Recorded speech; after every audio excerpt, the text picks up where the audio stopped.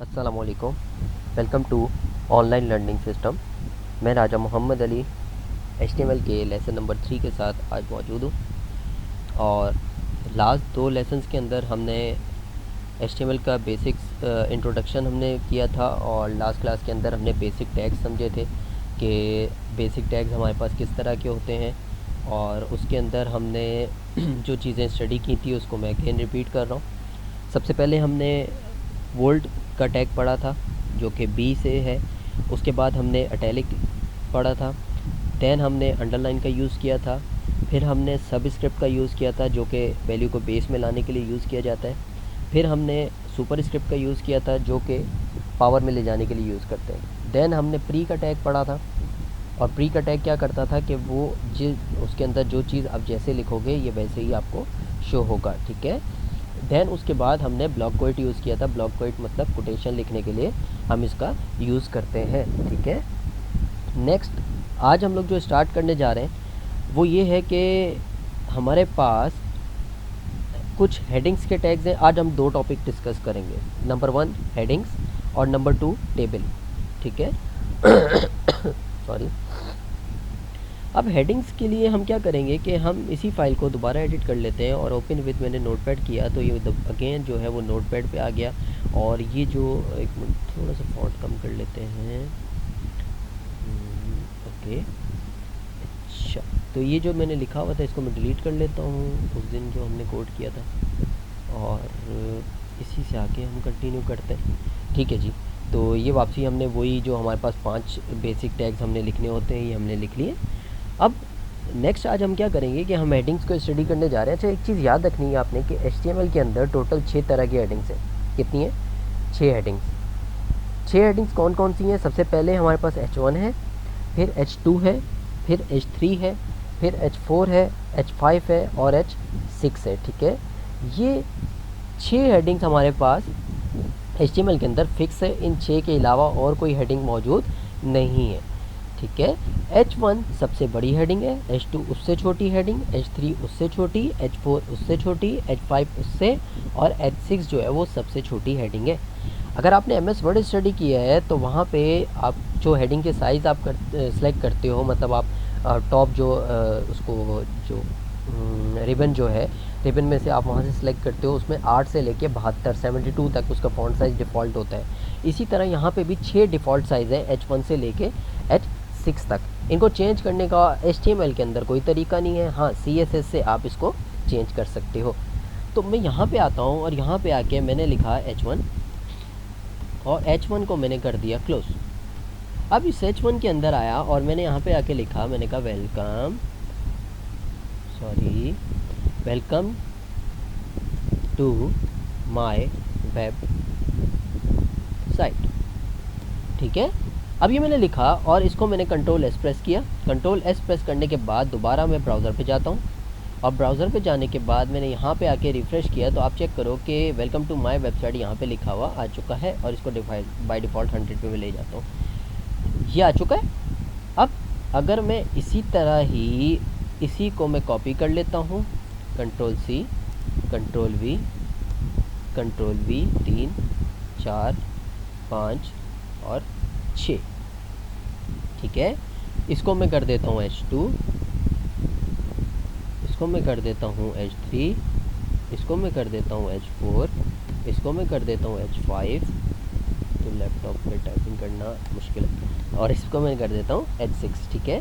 Again इनको भी मैं चेंज कर देता हूँ H2, H3, H4, H5 और H6, ठीक है। तो ये 6 की 6 हेडिंग्स मेरे पास आ चुकी हैं। इसको मैंने कंट्रोल S से किया सेव करने के बाद यहाँ पे आया, रिफ़्रेश किया, तो आप गौर करो कि यहाँ पे हमारे पास ये सारी हेडिंग्स आ चुकी हैं। पर अभी जब जो मैंने चीज़ बताई कि H1 सबसे बड़ी हेडिंग है, तो अब आपको यहाँ से पता चल रहा है कि भाई वाकई सही बात हुई थी कि H1 सबसे बड़ा टैग है, H2 उससे छोटा है, H3 उससे छोटा है, H4 उससे छोटा, H5 उससे छोटा और H6 सबसे छोटा टैग है, ठीक है।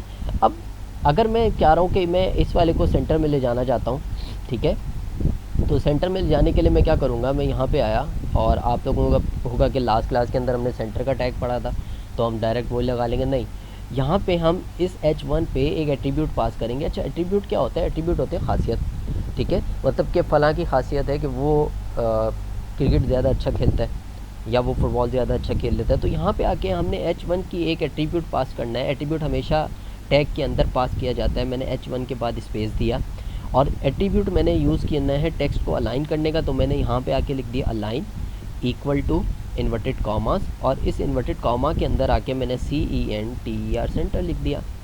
अब जब मैंने इसको कंट्रोल S किया और दोबारा ब्राउज़र में गया और यहाँ पे लाके रिफ़्रेश किया तो ये मेरे पास सेंटर में आ चुका है, ठीक है। अब फिर यहाँ पे मैं आया और मैंने आके किया अलाइन इक्वल टू और इसको आके मैंने कर दिया लेफ़्ट। जब मैंने इसको कंट्रोल S किया और ब्राउज़र पे आया और यहाँ पे आके मैंने रिफ़्रेश किया तो ये लेफ़्ट पे क्यों नहीं गया? क्या मसला है? मसला है क्या? नहीं है ना, ये लेफ़्ट पे ही तो है, ये रहा लेफ़्ट, ठीक है, वो राइट है। तो यहाँ पे हम आए और इधर आके मैंने अलाइन किया और इसको मैंने कर दिया RIGHT राइट, और देन इसको मैंने सेव किया। सेव करने के बाद यहाँ पे आया, रिफ़्रेश किया, ठीक है। क्या हो गया भाई? कोई ना कोई मसला है। अब मसला क्या है कि हमने अलाइन की स्पेलिंग गलत लिख दी थी, तो इसको मैंने सही किया। अगेन ब्राउज़र पे आया, रिफ़्रेश किया तो ये राइट पे चला गया, ठीक है जी। तो ये तरीका था कि आप टेक्स्ट को कैसे मूव कर सकते हो, लेफ़्ट, राइट और सेंटर, ये 3 पोजीशंस ही हैं। बाकी अगर आपको चेंजेस करनी है तो उसके लिए आपको CSS यूज़ करनी पड़ेगी, ठीक है। लास्ट हमारे पास जो एक टैग हम स्टडी करेंगे वो है हमारे पास पैराग्राफ का tag, P stand for paragraph. अब पैराग्राफ की कहानी क्या है कि आपको बहुत सारा टेक्स्ट जहाँ पे लिखना होता है वहाँ पे आप यूज़ करते हो किसका? पैराग्राफ का। अब मैं यहाँ पे आया और मैंने आके पैराग्राफ ऐड कर दिया। मैंने कहा दिस इज़ आवर पैराग्राफ, ठीक है, दिस इज़ आवर पैराग्राफ। इसको मैंने सेव किया, यहाँ पे आया, रिफ़्रेश किया तो ये हमारे पास एक पैराग्राफ के तौर पे आ चुका है। अब पैराग्राफ और ये जो हेडिंग्स हैं ये सारे जो है वो ब्लॉक लेवल एलिमेंट्स हैं। अच्छा, 2 तरह के एलिमेंट्स होते हैं हमारे पास, एक इनलाइन एलिमेंट्स हैं और एक ब्लॉक लेवल एलिमेंट्स हैं। अब इन दोनों के अंदर फ़र्क क्या है तो इसको आप नोट डाउन कर लेना कि ब्लॉक लेवल एलिमेंट्स वो होते हैं जो हमेशा एक न्यू लाइन से स्टार्ट होते हैं। अब अगर आप गौर करो कि मैंने h1 के बाद कहीं भी BR नहीं लगाया, BR जब मैंने नहीं लगाया तो ये तो उसके बावजूद भी नेक्स्ट लाइन पे आ रहा है। क्यों आ रहा है? क्योंकि h1 मेरे पास ब्लॉक लेवल एलिमेंट है, मतलब ये हमेशा जो हेडिंग्स हैं ये हमेशा न्यू लाइन से स्टार्ट होंगी। तो जो चीज़ न्यू लाइन से स्टार्ट होती है उसको हम ब्लॉक लेवल एलिमेंट्स कहते हैं। और इनलाइन एलिमेंट्स कौन से होते हैं? इनलाइन एलिमेंट्स वो एलिमेंट्स होते हैं जो लाइन के अंदर हम कहीं भी स्टार्ट कर सकते हैं। मिसाल के तौर पे इमेज, लिंक, एंकर का टैग जो आगे चल के हम स्टडी करेंगे, बोल्ड हो गया, लाइन के अंदर कहीं भी यूज़ कर लिया, ठीक है, इटैलिक हो गया, लाइन के अंदर कहीं भी यूज़ कर लिया। तो मतलब उससे क्या होता है कि वो एक न्यू लाइन में नहीं आता। तो ये 2 चीज़ें हमारे पास फ़र्क है, ब्लॉक लेवल एलिमेंट और इनलाइन एलिमेंट, ठीक है। तो ये हमारे पास ब्लॉक लेवल एलिमेंट है। अब मैं यहाँ पे आया और मैंने रिफ़्रेश किया तो इधर आ जाते हैं ब्राउज़र पे और इसको मैं रिफ़्रेश कर लेता हूँ तो ये आ जाएगा। अब इसको भी आप सेंटर में और कर सकते हो, ठीक है। तो ये हमारे पास जो टॉपिक था वो कौन सा था? हेडिंग्स का। हमने आज हेडिंग्स को स्टडी किया है कि HTML के अंदर कितनी तरह की हेडिंग्स हैं। अच्छा, इन 6 के अलावा और कोई हेडिंग मौजूद नहीं है, ठीक है, ये चीज़ आपने और करनी है। अब दूसरी चीज़ हमारे पास क्या है कि नेक्स्ट जो हमारा आज का टॉपिक है वो टेबल का है। मैं इसी के यहीं से स्टार्ट कर देता हूँ, न्यू पेज बनाने की ज़रूरत नहीं है। अब टेबल क्या होता है? टेबल जो है वो डेटा स्टोर करने के लिए यूज़ किया जाता है, ठीक है। MS वर्ड अगर आप लोगों ने पढ़ा है या अभी सर उज़ैर के लेक्चर्स चल रहे हैं तो वो आप लाजमी देखो जिसके अंदर सर MS वर्ड पढ़ा रहे हैं। तो वहाँ पे हमारे पास सर ने टेबल बनाना आपको सिखाएंगे। टेबल होता क्या है? टेबल के अंदर हमारे पास डेटा होता है। डेटा किस फॉर्मेट में होता है? डेटा होता है रॉज और कॉलम की फॉर्मेट में, ठीक है। रॉ जो है हमारे पास वो रॉ जो है हमारे पास वो हॉरिजॉन्टल होती है और कॉलम जो है वो वर्टिकल्स होते हैं, ठीक है। तो मैं टेबल बनाने के लिए क्या करूँगा कि मैं यहाँ पे आया और मैंने एक टैग ओपन किया जिसका नाम है TABLE टेबल, और इसी टैग को मैंने साथ साथ क्लोज़ कर दिया। अच्छा, टैग को साथ साथ क्लोज़ करने का फ़ायदा ये होगा कि बाद में जब आप अगर बड़ी वेबसाइट्स बनाने जा रहे होगे तो वहाँ पे कोई 10-12 लाइन का कोड नहीं होगा, वहाँ पे आपको हज़ारों लाइन का कोड मिलेगा, तो वहाँ पे फिर आप फंसोगे कि भाई एक टैग कहाँ जाके क्लोज़ हो रहा है। तो बेहतर यही है कि आप अपनी प्रैक्टिस कर लो कि आपको साथ साथ टैग जो है वो क्लोज़ करना है। अब टेबल के अंदर दो चीज़ें होती हैं, एक हेडिंग होती है जब जो सबसे टॉप पे होता है, और बाकी हमारे पास डेटा होता है। अब वो जो हेडिंग वाला पोर्शन है HTML5 के अंदर हमारे पास उसने नाम दिया उसको टी हेड का। टी हेड मतलब टेबल हेड, ठीक है। और टी हेड को मैंने कर दिया क्लोज। अब जब टी हेड को मैंने ओपन किया और क्लोज़ किया, टी हेड के अंदर मैंने आके एक क्रिएट कर ली, एक रॉ, ठीक है। क्या बनाई मैंने? एक रॉ। अब उस रॉ के अंदर हमारे पास सबसे पहली रॉ हमेशा हेडिंग्स की होती है, तो मैंने आके जो टैग मैं यूज़ करूँगा वो है T H stand for table heading. अब यहाँ पे मैं आया और इधर आके मैंने कर दिया सीरियल नंबर। सेकंड हमारे पास टी एच यूज़ किया मैंने और सेकंड हमारे पास हेडिंग आ गई वो है नेम की। फिर मैंने क्या किया कि मैंने थर्ड हेडिंग ऐड कर दी और उसको मैंने नाम दे दिया ईमेल का, ठीक है। फिर मैंने जो है वो फोर्थ हेडिंग ऐड की और इसको मैंने नाम दे दिया सिटी का, ठीक है। तो मैं अपने टेबल के अंदर 4 कॉलम्स बनाना चाह रहा हूँ, जिसके अंदर सबसे पहला सीरियल नंबर, दूसरा नेम, तीसरा ईमेल और चौथा सिटी। अब यहाँ तक अभी तक मैंने किया क्या है कि मैंने सबसे पहले एक टेबल का टैग ओपन किया है, उसके अंदर मैंने एक टी हेड का टैग ओपन किया है और उस टी हेड के अंदर मैंने एक रॉ ली है। अब वो रॉ क्या काम कर रही है कि उसके अंदर रॉ जो है वो हॉरिजॉन्टल है और उसके अंदर हमने कॉलम बनाए जो कि वर्टिकल आएंगे, मतलब सीरियल नंबर आएगा सबसे पहले, फिर उसके बाद नेम आएगा, फिर ईमेल आएगा और फिर सिटी आएगा। अच्छा, आप इसको एक लाइन में भी लिख सकते हो, कोई मसला नहीं है, ठीक है। मैंने न्यू लाइन में लिखा है तो वो भी कोई इशू नहीं है, थोड़ा अच्छा लगेगा इसलिए लिख दिया है। अब मेरे पास जो हेडिंग्स हैं वो कंप्लीट हो चुकी हैं, तो नेक्स्ट मेरे पास जो बारी आएगी वो है बॉडी डेटा की। तो मैंने आके यहाँ पे टी बॉडी किया और टी बॉडी को मैंने कर दिया क्लोज। अब टी बॉडी के अंदर सबसे पहले मैंने ओपन की एक रॉ और रॉ के अंदर मैंने यहाँ पे आके लिखा T stand for table data, ठीक है। अब डेटा के अंदर सबसे पहला कॉलम क्या था? सीरियल नंबर का, तो मैंने कहा 001। आप कुछ भी लिख सकते हो, डमी डेटा है सारा, तो कोई इतना इशू नहीं है, ठीक है। नेम मैंने कर दिया ABC, TD open, TD close और इसके अंदर मैंने कर दिया ईमेल abc@gmail.com। फिर मैंने कहा TD ओपन, TD क्लोज और यहाँ पे आके मैंने कर दिया सिटी, मैंने कहा ABC सिटी, ठीक है। ये कुछ भी आप लिख लो, कोई इशू नहीं है। अब अगर मैं इसको कंट्रोल एस से सेव करता हूँ और ब्राउज़र पे जाता हूँ, रिफ्रेश करता हूँ, तो आप देखो कि ये मेरे पास एक डमी डेटा यहाँ पे आ चुका है, ठीक है। ये चेक करो आप लोग, ठीक है। ये डेटा आपके पास आ चुका है। अब इस डेटा से हुआ क्या है कि सॉरी क्या कर दिया, ठीक है। तो ये हमारे पास डेटा यहाँ पे आ चुका है।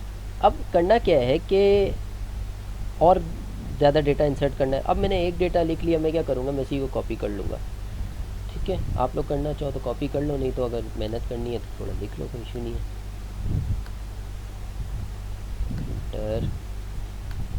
Ctrl+C Ctrl+V से पेस्ट कर रहा हूँ, ठीक है। Ctrl+C से कॉपी और Ctrl+V से पेस्ट। इसको रिफ़्रेश किया तो ये बहुत सारा डेटा मेरे पास यहाँ पे आ चुका है।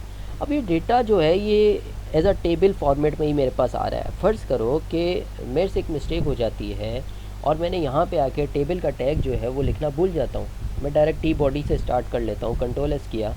अब होगा क्या कि ये सारे का सारा डेटा एक लाइन में आ जाएगा, मतलब इसको नहीं पता कि मैं टेबल बना रहा हूँ या मैं क्या बना रहा हूँ। तो बात वहीं आ जाती है कि आपने जो भी चीज़ आप HTML के अंदर जो भी चीज़ आप करोगे, आपको उसका टैग ओपन करना लाजमी है। तो टेबल का टैग दोबारा ओपन करते हैं और Ctrl+S करता हूँ, ब्राउज़र में जाता हूँ, रिफ़्रेश करता हूँ, अगेन ये आ चुका है। अब मैंने कहा यार सबसे पहले मैं इसको सेंटर में ले आना चाहता हूँ। अब क्या करूँगा, तो मैं इस टेबल के अंदर एट्रीब्यूट यूज़ करूँगा। कौन सा? अभी ऊपर हमने यूज़ किया था अलाइन का, अलाइन इक्वल टू, और इसको मैंने आके कर दिया CENTER सेंटर।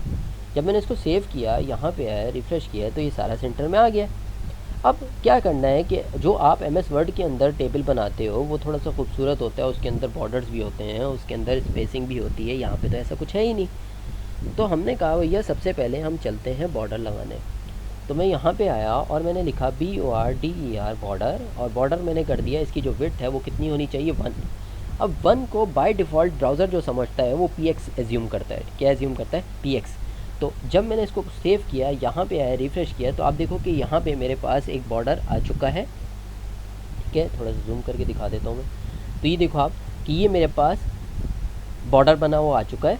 अब अगर मैं गौर करूँ तो इस बॉर्डर के अंदर जो है वो आपके पास क्या आ रहा है? स्पेस आ रहा है। तो ये एक सेल है, ठीक है, एक ये सेल है, ये रहा, और एक हमारे पास सेल हो गया ये। ठीक है, अब इन दोनों सेल्स के दरमियान में क्या है? स्पेस है। इस स्पेस को हम कहते हैं सेल स्पेसिंग। क्या कहते हैं? Cell spacing. मुझे ये सेल स्पेसिंग नहीं चाहिए, तो मैंने क्या करना है, मैंने यहाँ पे आके लिखा सेल स्पेसिंग इक्वल टू, और इसको मैंने कर दिया 0। सेल स्पेसिंग जब मैंने 0 की, तो 0 करने से होगा क्या कि मैं यहाँ पे आया, रिफ़्रेश किया, तो अब आप गौर करो कि आपके पास जो स्पेस था वो यहाँ पे ख़त्म हो चुका है। यहाँ पे कोई भी स्पेस आपके पास नहीं रहा। ठीक है, तो अब क्या करना है मैंने कि मैंने कहा यार कि इनके अंदर जो ये देखें, अगर आप गौर करो सीरियल नंबर के साथ और इसके साथ ये बिल्कुल वॉल्स के साथ जुड़ा हुआ है, इनके दरमियान में कोई स्पेस नहीं है। तो मैंने क्या करना है कि मैंने स्पेस देना है। ठीक है, स्पेस देने के लिए सेल के अंदर जो हम स्पेस देते हैं उसको हम सेल पैडिंग कहते हैं। तो मैंने कहा cell padding equal to inverted commas, और इसको मैंने आके कर दिया 10। आपकी मर्ज़ी, आप जितनी सेल पैडिंग देना चाहो आप कर सकते हो। तो मैंने जब इसको 10 सेल पैडिंग दिया तो हुआ क्या कि ये मेरे पास यहाँ पे आ चुका है। अब इनके दरमियान में स्पेस आ गया, नज़र आ रहा होगा आप लोगों को, ये रहा। ठीक है, अब इनके दरमियान में जो स्पेस आया है वो ये देखो आपके, ये इतना है और इसके दरमियान में स्पेस आ गया। ठीक है, तो यहाँ पे उसके बाद मैंने कहा इसकी जो विड्थ है वो भी इंक्रीज़ होनी चाहिए। विड्थ मतलब कहते हैं चौड़ाई को। ठीक है, तो विड्थ यहाँ पे लिखा WIDTH विड्थ, और विड्थ मैंने कर दिया इसको होनी चाहिए 800। बाय डिफ़ॉल्ट वही बात आ गई, क्या होगा? px। रिफ़्रेश किया तो ये 800 विड्थ आ गई। बॉर्डर को अगर आप थोड़ा सा और थिन करना चाह रहे हो, थिक करना चाह रहे हो, तो आप बॉर्डर को आके क्या कर दो? 2 कर दो। जितना बॉर्डर को साइज़ आप इंक्रीज़ करोगे उतना ही बढ़ जाएगा। चलो 2 से कोई फ़र्क नहीं पड़ा, मैं 10 करके दिखाता हूँ। 10 किया, यहाँ पे आया, रिफ़्रेश किया, तो आप देखो बॉर्डर आ गया। लास्ट एक और चीज़ हम पढ़ने जा रहे हैं कि मैंने कहा कि इसके अंदर मैं बैकग्राउंड कलर अप्लाई करना चाहता हूँ। तो मैं यहाँ पे आया और मैंने आके लिखा BG कलर, और BG कलर मैंने कर दिया इसको मेरा फेवरेट है सियान। ठीक है, अगर मैंने इसको रिफ़्रेश किया तो आप देखो कि यहाँ पे ये आ चुका है। ये मेरे पास एक टेबल बन चुका है। Serial number, name, email, city, headings थी तो इसलिए थोड़ा सा बोल्ड है, और ये बाकी सारा मेरे पास क्या आ गया है? डेटा आ गया है। ठीक है, तो यहाँ यहीं वाइंड अप करते हैं इंशाल्लाह। और आज हमने 2 टॉपिक जो हैं वो स्टडी किए हैं, सबसे पहले हेडिंग्स और दूसरा टेबल। तो यहाँ तक अगर किसी को भी कोई इशू है, ईमेल ऊपर डिस्क्रिप्शन में मौजूद है, मुझे कांटेक्ट कर सकते हो आप लोग। अगर आप लोग प्रैक्टिस करते हो तो फ़ायदा आप लोगों का ही है, तो उम्मीद करता हूँ कि आप लोग प्रैक्टिस करोगे। और अगर किसी चीज़ में भी कोई इशू आता है तो मैं सॉर्ट आउट करूँगा। और ये चीज़ें जो DIT के हमारे स्टूडेंट्स हैं उनके लिए तो मस्ट है। DIT GCP स्टूडेंट्स वो भी ये चीज़ करेंगे। और उसके अलावा जो हमारे पास हैं AIT के स्टूडेंट्स हैं, या उसके आप CS वाले जो हैं वो भी ये चीज़ें। तो ठीक है, तो वाइंड अप करते हैं इसको, और मिलते हैं इंशाल्लाह नेक्स्ट लेक्चर के अंदर। तो यहाँ तक अगर किसी को कोई इशू है तो मुझे मेल कर सकता है। अगेन मैं रिपीट कर रहा हूँ, सही है? ओके, अल्लाह हाफ़िज़।